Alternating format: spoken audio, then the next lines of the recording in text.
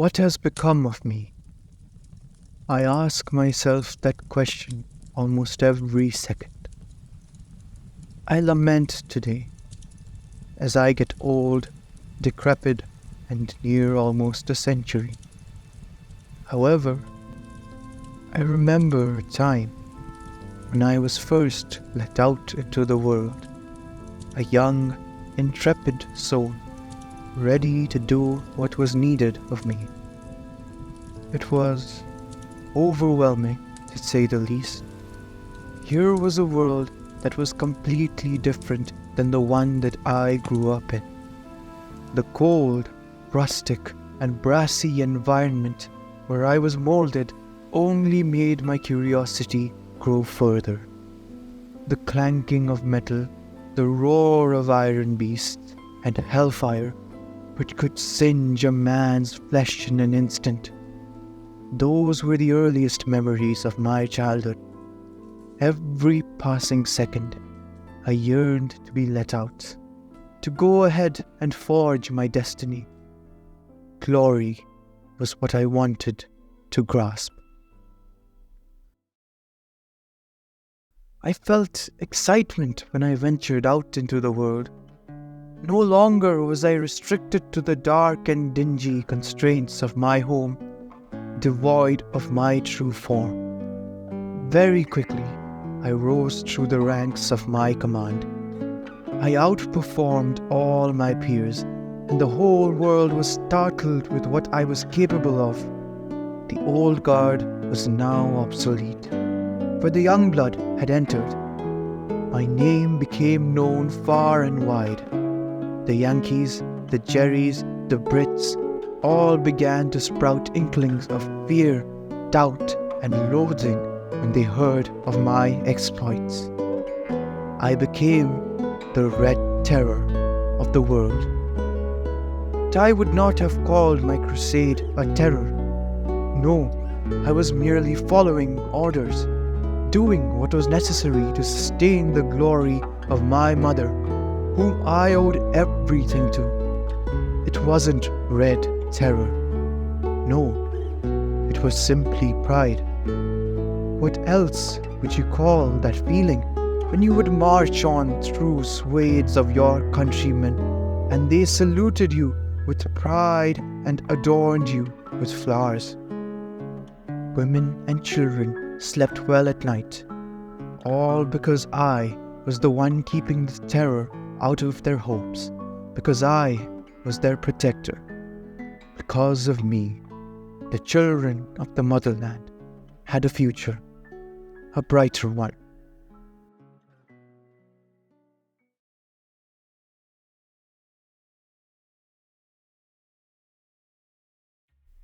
But then it happened. Utter chaos and destruction, the complete dismantling of the machinery, the very desecration of the sanctity of my mother's dignity. She fell, killed by the folly of her own offspring.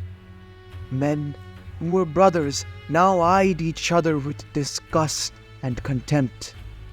Discourse replaced solidarity, as borders manifested between the brethren. All the while, my countrymen were left scared, scarred, and broken. I should have been there, to protect them, to bring order to the chaos. But I wasn't there. Instead, I was sent elsewhere and scattered around the world.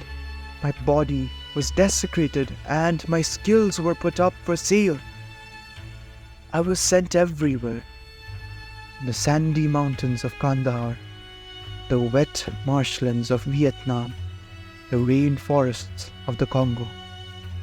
When once I worked with righteous men to uphold virtues and bring glory to the world, now I was forced into contract with the vilest scum of the earth.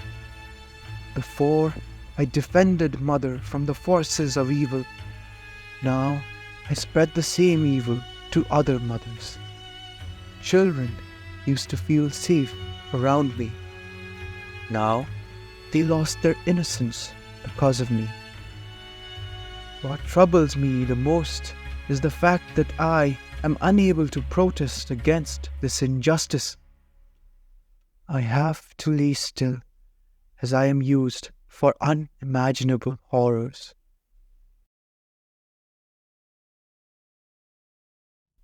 My cold steel frame shudders at the thought of this. My veneer now faded completely. I lie discarded in the earth, forgotten by all.